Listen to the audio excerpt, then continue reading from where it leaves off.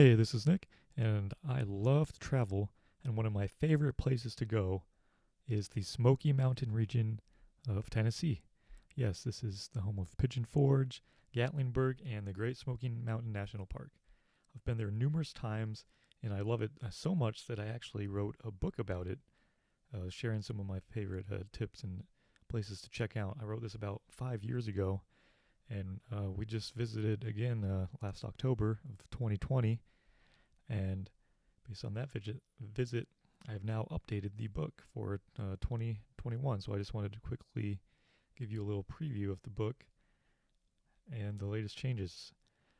So this is not meant to be like an all-encompassing guide. You know, there's other books out there that are going to be 1,000 pages. They're going to list every single restaurant in the region. Um, like if you're like me, you're not going to go to 99% of those. So why list all of them? This is just meant to be kind of a quick start guide, and really for people who have never been there. I, um, so the book is arranged mostly from north to south. So starting in Sevierville, going down to Pigeon Forge, Gatlinburg, and then the Smoky Mountains. And I call out a lot of activities that are free, and then kind of give a rough price range of each one. So first, there's some maps here. It shows you where the Smoky Mountains are, and then gives you a couple of the main roads here, just as a rough overview to start with. And then I start going through the attractions. So again, it starts with the Pigeon Forge and Sevierville regions. So the main attraction there is Dollywood. So I love Dollywood. It's one of my favorite theme parks. So there's quite a big, extensive section on Dollywood and some tips for visiting. So you can see there's I'll call it like the highlight certain tips. Then there's a section on the island at Pigeon Forge, which is of course famous for the great free fountain show. And here's an update. Like there's a flying theater that's coming to the island of Pigeon Forge this year. So here, these are pre-activities.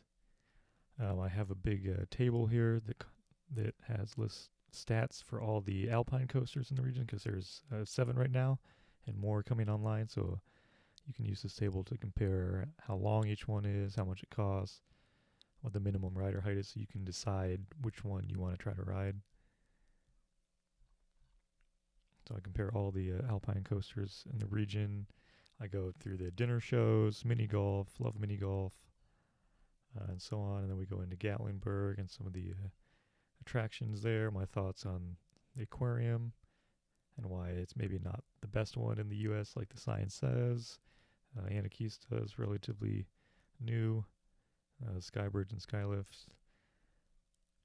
And some tips. And yes, all the pictures in the book and all the charts have been made by myself or taken by myself.